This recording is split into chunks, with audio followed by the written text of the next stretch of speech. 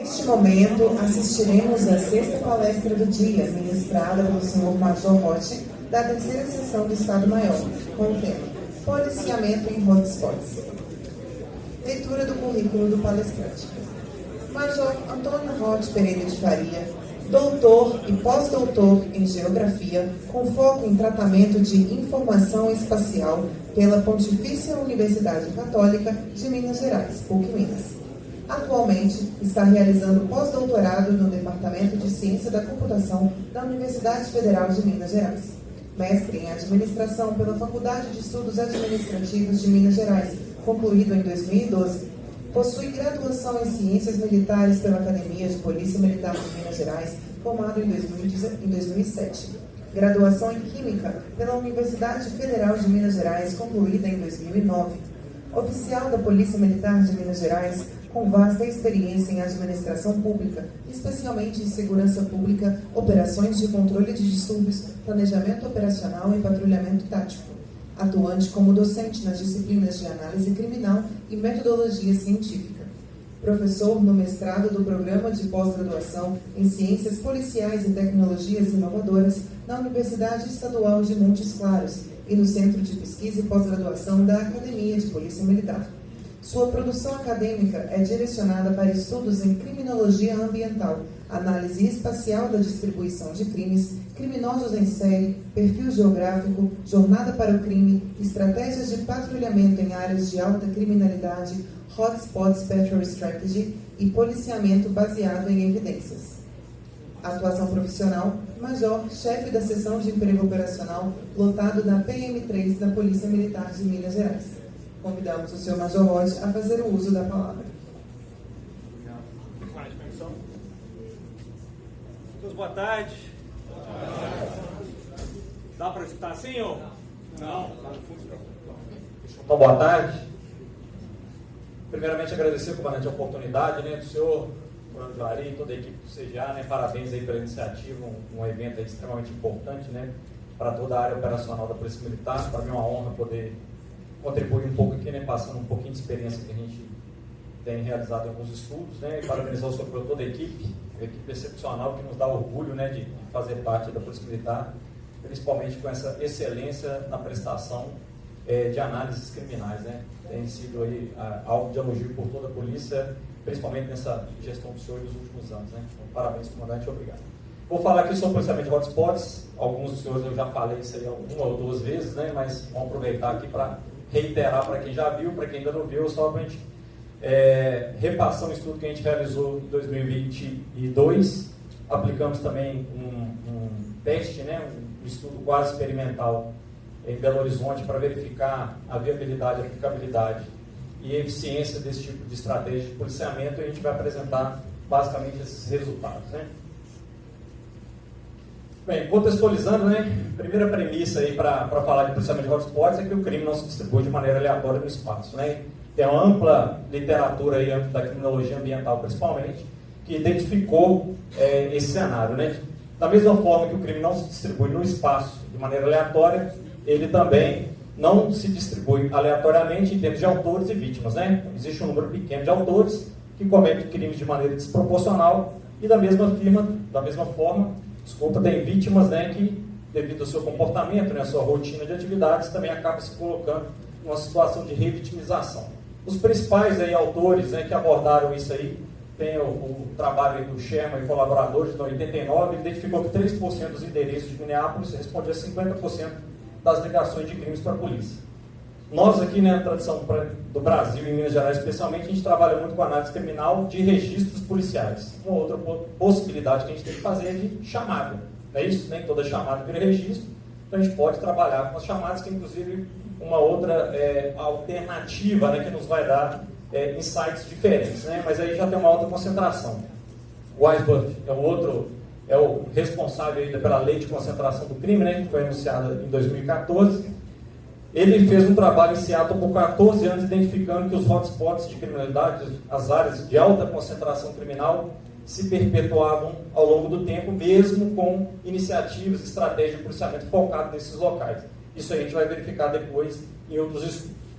Então, numa palestra proferida em 2014 e publicada em 2015, o Weisburt vem anunciar o que ele chamou de lei de concentração do crime, que alguns acham, né, que a gente já teve algumas discussões, por exemplo, com o Major Martins, né, que isso aí talvez seja um pouco arrogante, né, fala que é uma lei, e uma lei ela tem que ter um caráter universal, e isso ainda encontra no limite, né, da fronteira do conhecimento, para verificar se isso vai se aplicar para todas as situações. Mas, independente disso, então, a lei de concentração do crime fala que em cidades maiores, cerca de 50% da criminalidade está concentrada em apenas 5% do segmento de rua e 25% do crime em apenas 1% do segmento de rua. Isso, para a gente, é uma informação extremamente valiosa, né? Nós que operamos aí contra a criminalidade. Se eu pensar que a cada 100 segmentos de rua, ou seja, 100 quarteirões, né, limitados de uma esquina até a outra, um desses 100 vai concentrar 25% de toda a demanda que a gente tem criminal. Isso, para a gente que faz planejamento de emprego operacional, é uma informação extremamente valiosa, né? Porque a gente sabe que a gente não vai ter capacidade nunca, né, de fazer atendimento em 100% dos crimes. Né?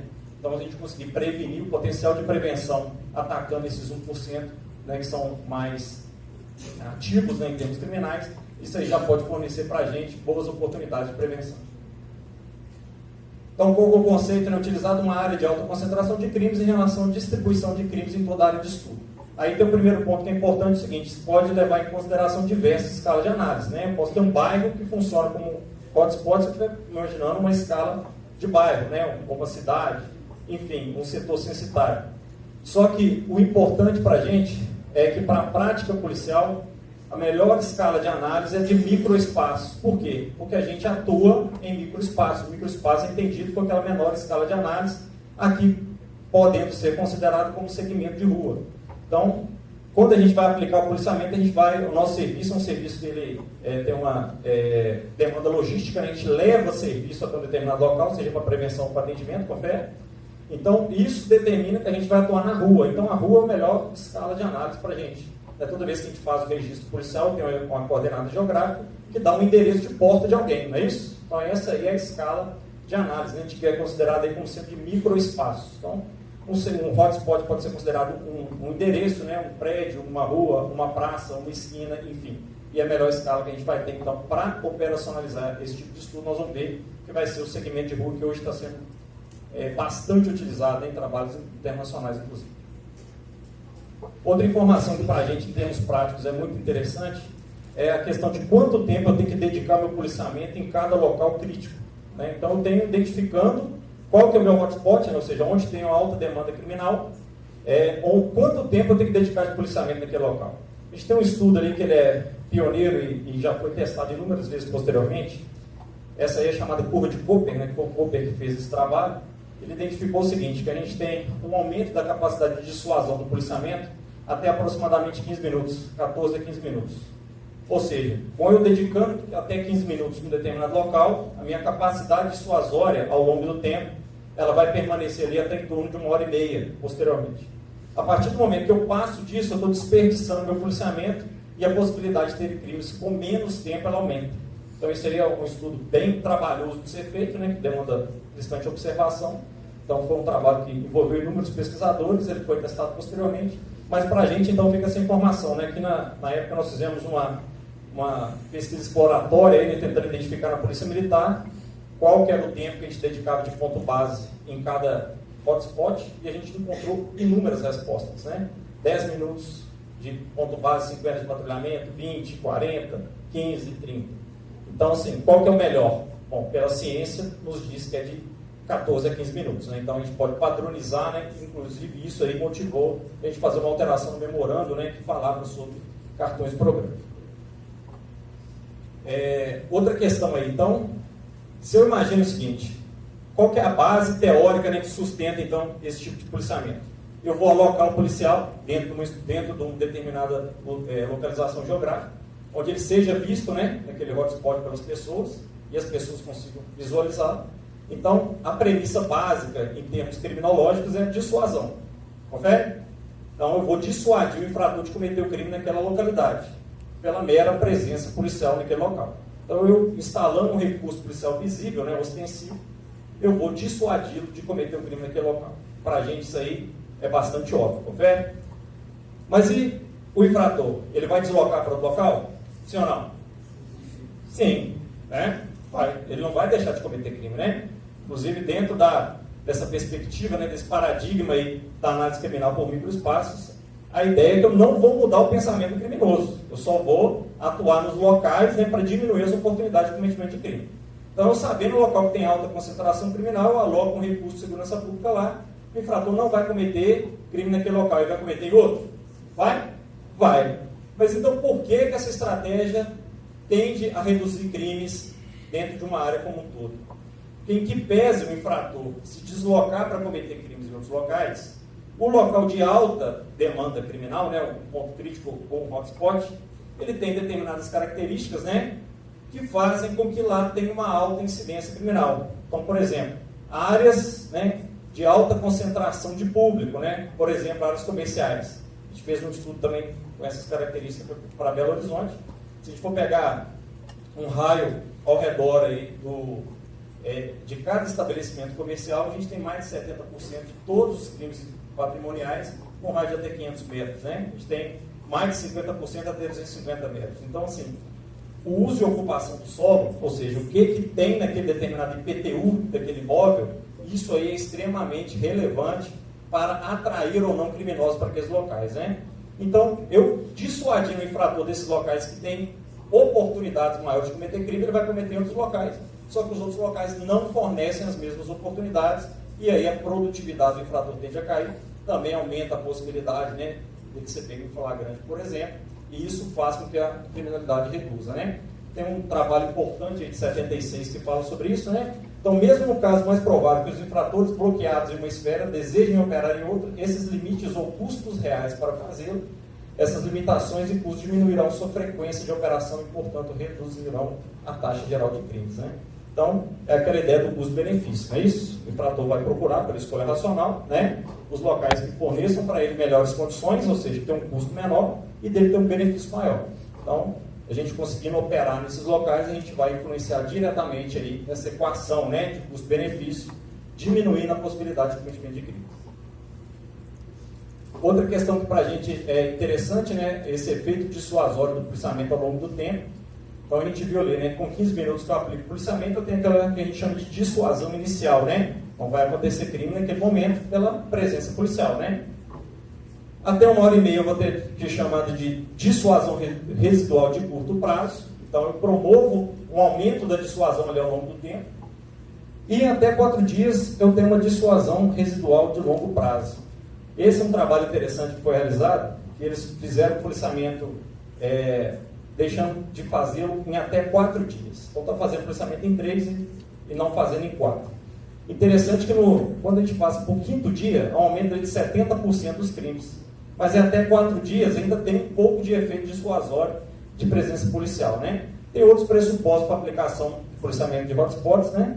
Por exemplo, eu tenho que fazer esse policiamento com essa previsão aí de 15 minutos, né, alocado em determinado ponto, depois fazendo o patrulhamento, e eu tenho que ir alternando os horários, né, para promover no infrator aquela ideia do desconhecimento, né, da surpresa dele não saber o horário que o policiamento vai estar presente nos mesmos locais. Então a gente, hoje, já é sabido que nós temos uma dissuasão residual ao longo do tempo, e também temos o que a gente chama de difusão de benefícios.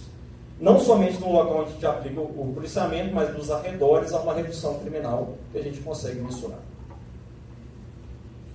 Aí, beleza. Então, entendemos essa parte mais conceitual e teórica. Para a gente operacionalizar isso, né, como que a gente faz? Esse aí, então, já são resultados do trabalho que a gente fez. A gente pegou ali aquele município de Belo Horizonte.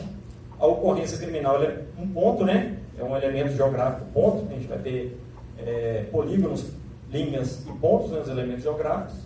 A ocorrência é um ponto, confere? Tem coordenada de lat e longo. Então, tenho todos aqueles pontos, e aquele ali não me dá condições de eu aplicar um planejamento de policiamento com base só naquilo ali. Dá? Os senhores que trabalham com planejamento? Não dá, né? Muito mais complexo. A vantagem do ponto é que ele me dá a precisão do local. A dificuldade é que ele não é intuitivo e outra coisa. Se a gente for pegar, por exemplo, o centro, o hipercentro de Belo Horizonte, um único ponto, se eu pegar um ano de análise, tem mais de 800 ocorrências. Só que se eu olhar para o ponto, ele é igual aos outros. Não é isso? Ele não me dá a densidade de pontos que tem naquele local. Então, esse tipo de mapa não fornece para a gente alternativas viáveis de fazer planejamento. Uma outra alternativa, que ela ali é uma elipse de desvio padrão. A gente pega uma distância padrão de distribuição dos pontos, e coloca um desvio nela para mostrar qual que é o alongamento, né, no espaço. Já que o espaço não é isotrópico, né, ou seja, ele não é igual para todos os lados, né, o espaço físico real, ali ele dá intuitivamente para a gente a distribuição ao longo do tecido urbano. Né? Para quem conhece melhor Belo Horizonte, aquela distribuição ali, o ponto que está marcando o centro médio do número de pontos é próximo ao hipercentro, e aquela distribuição ali nos indica que é o eixo viário para o vetor norte. Né? Então são as vias radiais que saem do hipercentro e vão lá para o vetor norte, Cristiano Machado e Antônio Carlos. Né? Dentro, se a gente for pegar a teoria do padrão do crime, a gente vai ter nós, caminhos e fronteiras, né, que conformam a distribuição do crime no espaço. Então os caminhos fornecem também pontos importantes. É por isso que terminais de mobilidade, né, são interessantes aí para execução de cruzamento, por exemplo. Outra alternativa aí é o nosso famoso mapa de calor, né, o mapa de Kerner. Qual que é a grande vantagem desse tipo de mapeamento? É o aspecto dele ser muito intuitivo. Confere? Eu olho para lá e já vejo, né, intuitivamente, quais são os locais que eu tenho uma maior concentração criminal. Qual que é o ponto negativo dele? Ele me dá uma densidade de probabilidade de acontecer os eventos. Confere? Então, ele me dá uma superestimação, inclusive, visualmente, onde não tem crime. Então, não teve nenhuma ocorrência lá, mas dentro dessa suavização da curva, eu verifico que lá pode acontecer um crime. E para a gente que precisa colocar o recurso onde ele é necessário, né, eu não tenho que saber que é dentro de uma mancha. Eu tenho que saber onde dentro da mancha. Não é isso? Porque a gente sabe também que dentro dessa mancha, então vai ter um estabelecimento comercial, um bar, alguma coisa ali, né, uma biqueira lá de venda de droga, alguma coisa que motiva aquele local a ter alta ocorrência de crimes, né? Que é outra questão também que a gente tem que abordar, né, que eu vou falar logo no final, mas já vou adiantar. Essa estratégia de policiamento ela é muito mais otimizada se eu fizer um policiamento orientado para o problema, que a gente aprende na academia e nunca mais usa. De fato, identificar com precisão qual que é o problema e ir lá e tentar solucionar. Existe algo situacional, a gente está falando, por exemplo, se tem um estabelecimento lá que tem uma grande concentração de crimes, a gente tem que tentar fazer algum trabalho que seja em parceria ou não com o estabelecimento para tentar melhorar a situação, né? Aí a outra alternativa que a gente tem, né, é o mapa de quadrículas, né, uma rede de quadrículas, um mapa reticular. Ele pode ser uma quadrícula, né, um quadrado, certo? Pode ser um hexágono, enfim. Ele é importante para a gente fazer estudos longitudinais, ou seja, ao longo do tempo. O mapa de Kerner, se eu fizer ele para cada semana, para cada mês ou para cada ano, eu não vou conseguir sobrepor ele para saber assim, qual setor que está melhor do que o outro. Confere? Por quê? Porque a mancha vai alterando conforme a distribuição de crimes. Apesar de vai ter uma repetência ali da concentração, mas ele não vai me dar precisão. O mapa reticular, cada quadrícula daquela eu posso acompanhar ela ao longo do tempo, saber se a quadrícula aumentou, diminuiu, teve estável ou não, né? Além da quadrícula, a gente pode usar isso aí também com outro tipo de mapa, né? Por exemplo, de setor censitário, outra divisão por bairros, enfim. A rede reticular, ela é boa porque ela me dá uma divisão que ela é igual para todos os lados, né? Para áreas urbanas, né, tem uma questão de granularidade que é importante. Os estudos mais recentes indicam que para eu estudar ambientes urbanos, em média, né, isso varia também para a tipologia criminal, mas em média, uma quadrícula com um lado de 200 metros é uma dimensão adequada, e para ambientes rurais, o IBGE utiliza 1 quilômetro, né, porque devido ao vazio que tem na área rural, né, não justifica eu fazer uma malha de 200 por 200 metros, vai pegar no meio de uma fazenda, né, uma área de vegetação, enfim, então vai me dar condições de prever ali, né, de identificar os locais de incidência com maior precisão. Então, de 1 quilômetro já seria suficiente. E aí a gente tem um mapa por segmento de rua, né? Esse aí a gente utilizou lá da ArcGIS, né? Uma solução de network análise, pega a rede viária da cidade e faz, no nosso caso, fizemos uma ginástica geográfica ali que eu vou explicar sucintamente para conseguir transformar um elemento que é ponto em outro que é linha, né? Um segmento de rua é um segmento de linha, então eu tenho que agrupar os pontos na linha para conseguir fazer essa medição. Se eu já tivesse, junto da geocodificação da ocorrência também, o identificador da linha, seria bem mais fácil, mas hoje a gente não tem isso. Se a gente tivesse, né, já um identificador de segmento, seria muito bom, mas hoje a gente não tem. Então, ali naquela escala, né, de Belo Horizonte todo, não dá nem para identificar nada. Mas quando eu aproximo, né, pego um setor, uma área menor, eu já consigo ver ali quais são os segmentos, né? E dentro daquela ideia que 1% representa 25% da demanda criminal, eu consigo elaborar o meu planejamento de policiamento. Então, como que a gente fez, né? Acho que nas outras palestras o pessoal falou sobre redes, né, sobre grafos. A rede viária eu posso abstrair que ela é um grafo, né? O grafo é uma representação matemática, não é isso? De arestas e nós, né? Então, vértices e arestas. Cada segmento é uma aresta.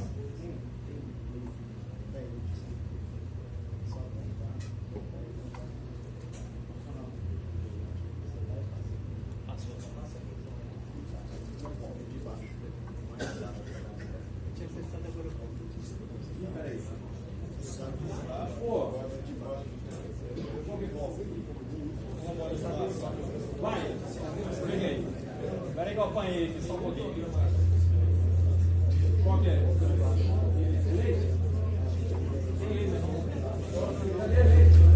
Beleza não. Foi mal. Como é que volta? De baixo. Aí. Agora sim, desculpa aí. Uma nota aqui. Mas não tem lins aqui não, viu? Vou ali apontar. Olha só. Aqui eu tenho a rede viária disso e aqui as ocorrências, né? A geolocalização da ocorrência também, para ajudar a gente, não dá exatamente em cima da linha, né? Que seria uma facilidade, né? Não intersecta a linha. Mas enfim, cada uma dá uma distância. Então a gente consegue identificar aqui, né? Abstrair uma rede, né? Que tem nós ou vértices, né? Cada esquina é um vértice e cada segmento é uma aresta, né? Isso aí é um elemento matemático, né? O grafo. E a gente consegue, então, fazer isso aí. Ó. Então, aquilo ali eu abstraí, né, do espaço real uma representação matemática. Então, eu peguei o espaço real, transformei ele numa representação matemática, que é isso aí. Então, eu tenho ali os diversos vértices e arestas. Visto? Quer ser, tá aí?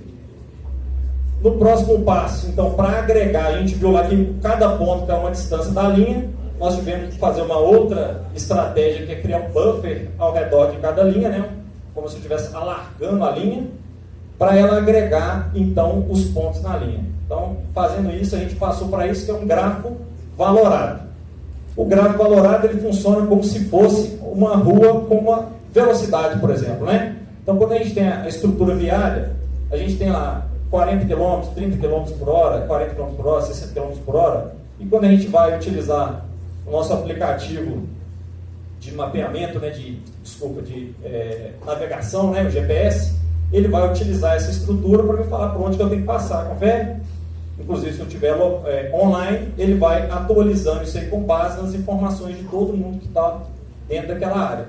Então, ele vai atualizando a velocidade e me fala qual é o melhor caminho. O que a gente fez aqui é a mesma ideia, pegando a quantidade de crime. Então, qual seria a impedância, né, o peso de cada aresta, a quantidade de crime que tem lá. E aí eu posso operar, então, a mesma ideia do GPS, né, aplicando algum algoritmo, né, eu posso inverter a lógica e operar, por exemplo, o algoritmo de Dijkstra, que pega um caminho mínimo, para ele me falar qual que é a melhor rota de policiamento baseado em quantidade de crime. A ideia é bem simples, né? Então, aí, ó, só para dar um aspecto visual, né, a gente pode utilizar ali o esquema, né, de gradação de cores, né, para poder melhorar a visualização. Quanto aos resultados que a gente fez para Belo Horizonte, né? Então, para Belo Horizonte, do lado esquerdo ali tem a agregação por faixa horária, mas vamos olhar só para o lado direito por enquanto. A gente pegou crimes violentos e furtos, né, para Belo Horizonte de 2018 e 2021, e identificou o seguinte: a gente tem uma variação ali, em 2018, que 25% dos crimes aconteciam em 0,56% dos segmentos, e em 2021 em 0,5%. Então, uma altíssima concentração de crimes. Então, é um segmento crítico em cada 200, né? Os 50% dos crimes aconteceram em 4% em 2018 e em 3,2% em 2021. E 100% dos crimes em aproximadamente aí, 1/3 de todos os segmentos. Então, tem 2/3 do segmento de rua de Belo Horizonte, que é uma cidade, né, com diversos problemas de segurança pública, onde não tem demanda de registro criminal.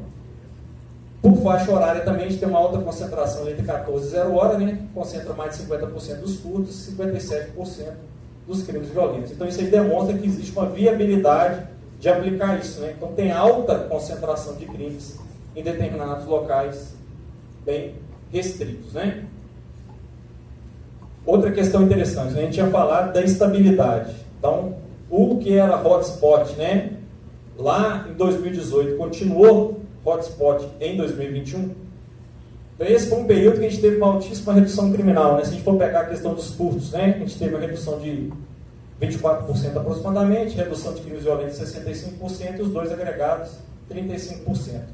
Apesar dessa redução, a gente tem uma manutenção de mais de 70% dos locais. Então, mesmo tendo uma redução considerável e robusta, né? Redução aí muito grande de índice criminal, o local que era ponto quente continua quente.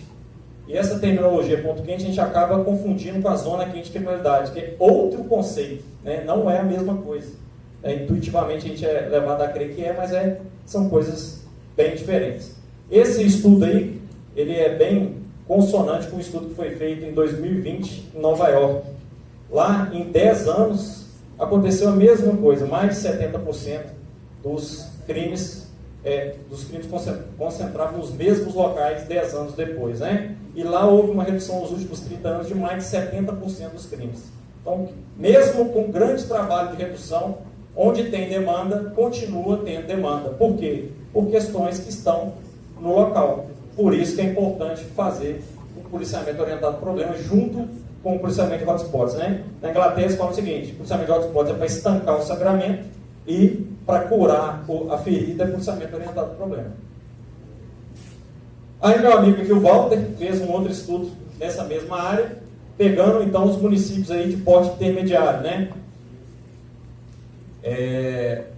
Utilizando como referência aí as sedes, né, de unidade de execução operacional da terceira região. Então pegou Santa Luzia, Vespasiano, Ouro Preto, Sabará, Nova Lima e Lagoa Santa. Tirando Vespasiano e Sabará, que deu uma alteração um pouco, pouca coisa, né, acima do que era previsto pela lei de concentração do crime, os demais municípios também corroboraram, né, com os resultados previstos aí, né, de 1% correspondendo a 25%, 5% correspondendo a 50%, né? Então, existem outros trabalhos, né? Aqui, uma informação importante também, que 65% dos segmentos não possuem registro de crimes violentos nem furtos, né? Durante o período analisado. Esse é um trabalho feito bem recente também, em 2017, falando também desses municípios que têm características não urbanas, né? Porque a gente tem muito trabalho focado em área urbana, mas Minas Gerais mesmo tem muita área não urbana para fazer policiamento. Só que a concentração também mantém nesses locais. Aqui é um estudo no exterior, né, mas que pegou essas mesmas características, e lá 2% de segmento de rua, 2% de segmento 50% do crime, e 0,4% de segmentos em 25% do crime. Então, dá a entender, né, há ainda diversos estudos sendo realizados com relação a essa questão, né, de crime em área rural ou de intermediária, né, entre urbano e rural. Uma dificuldade que a gente até encontrou no trabalho do Walter é a questão do tamanho dos segmentos, né, que acaba pegando trecho de rodovia, e a gente tem que buscar uma alternativa para pensar isso, mas existe também essa mesma ideia de concentração, né, que permite a gente fazer um planejamento mais acertado. E esse tipo de estratégia funciona ou não funciona, né? O que vem falar para a gente aí os estudos, né? O policiamento de autos pode ser aplicado em 90% de todas as agências policiais dos Estados Unidos, né? Tem um número enorme de agências policiais, e é a estratégia que é mais estudada, né, durante todo esse período. Quais são os resultados, então? Teve uma revisão importante, né, bibliográfica, revisão campo realizada em 2007, depois refeita em 2012, há um aumento grande, né, de estudos relatando isso. Os estudos indicam que 73% dos estudos indicam redução da criminalidade. Então, os principais pontos, né, por ordem de prioridade: redução de pontos de venda de droga, perturbação do sossego e crimes contra o patrimônio. Esses aí são os principais. Qual que é o crime que não tem impacto?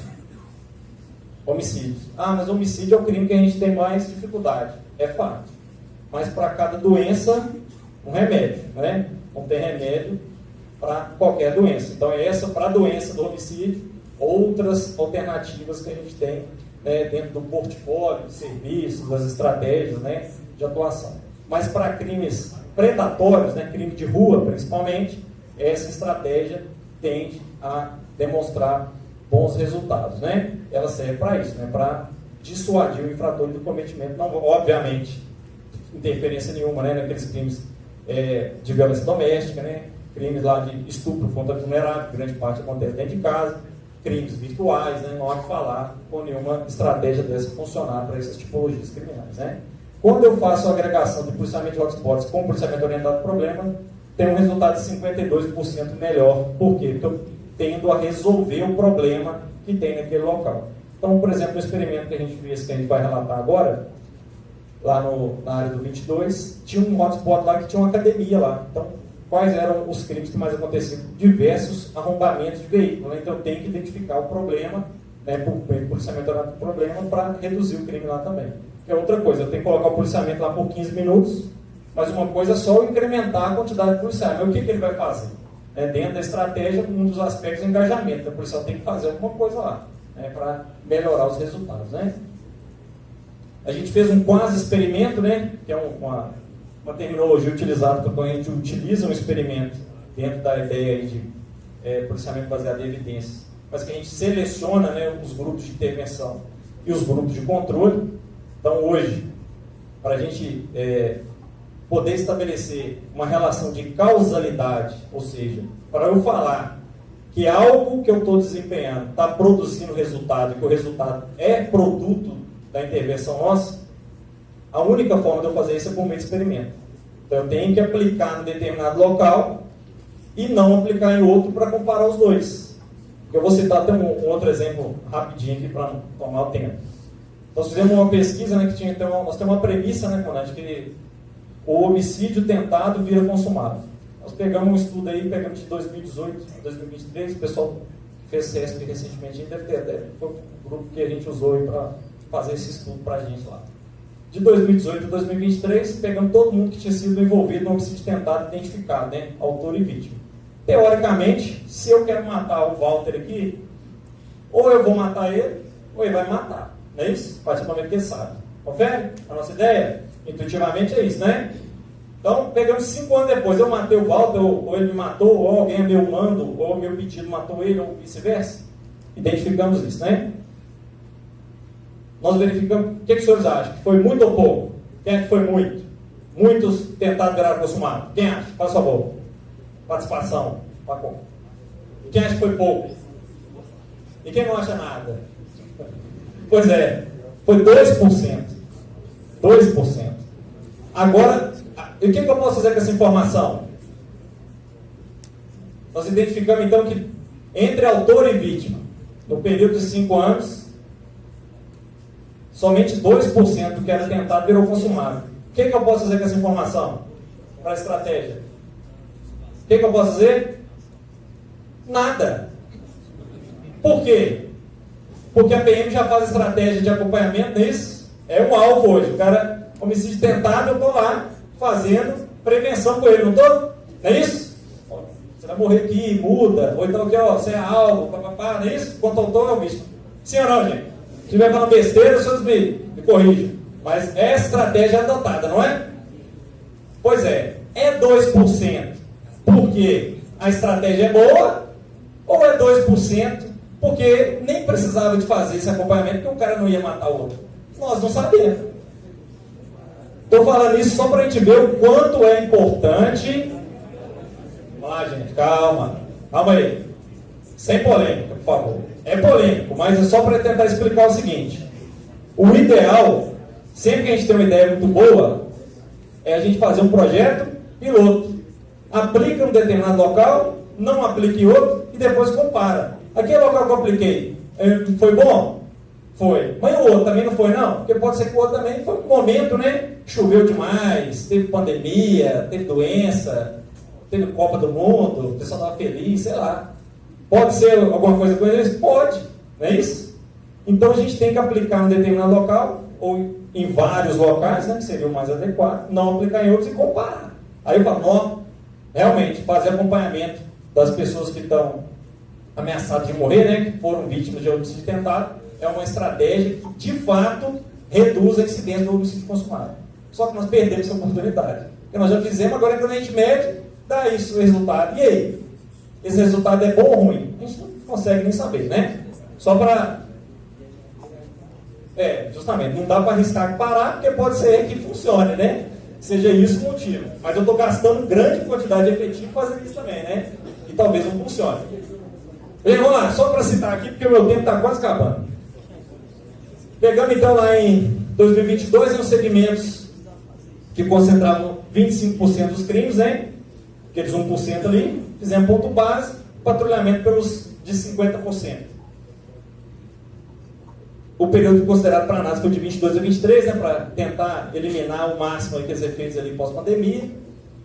Os setores, a gente pegou o segmento de rua, né, nossa unidade de análise foi segmento de rua, e os setores lá do 22. Né, então aplicamos lá em alguns segmentos, utilizamos lá reforço de policiamento, né, para verificar se isso funciona, com a utilização do batalhão de choque aéreo. Aí fizemos um mapeamento para cada um dos setores, aí os setores de intervenção e os setores de controle. Só um adendo também. O ideal, o padrão ouro de experimento é o experimento randomizado.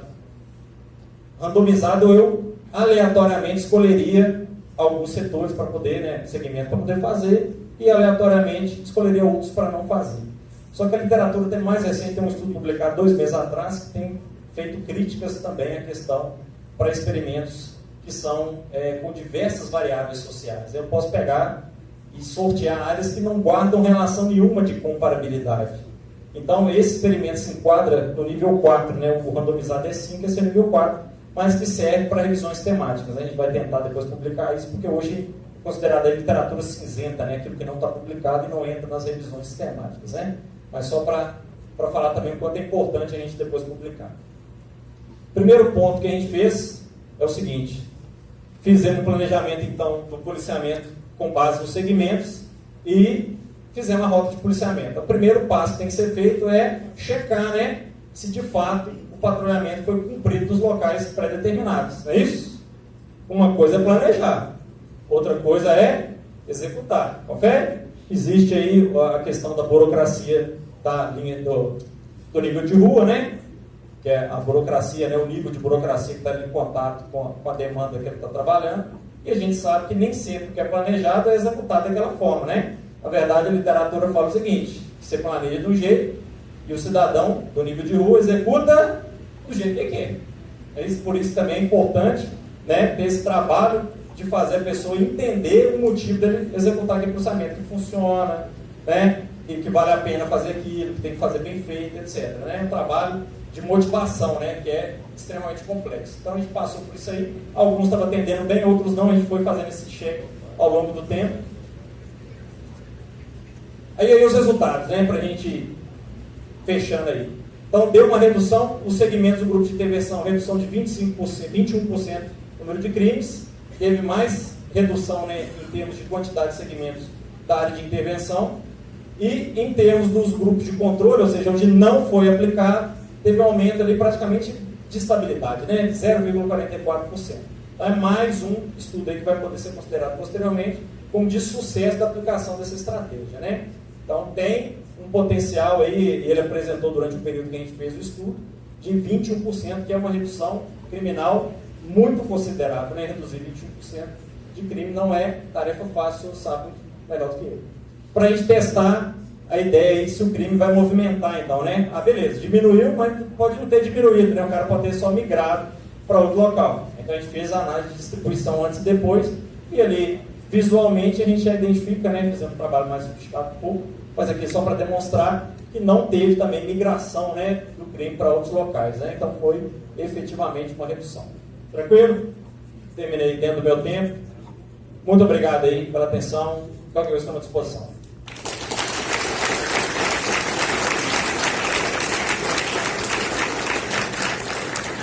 Senhores, alguém tem alguma pergunta, esclarecimento para pedir ao senhor Major Rotti? Tem não? Graças a Deus. Então, convidamos o senhor Tenente Coronel Luiz Vitor e a senhora Capitão Mariana para fazerem a entrega de um certificado e uma lembrança ao senhor Major Rotti por sua brilhante participação e em agradecimento pelos conhecimentos transmitidos neste seminário.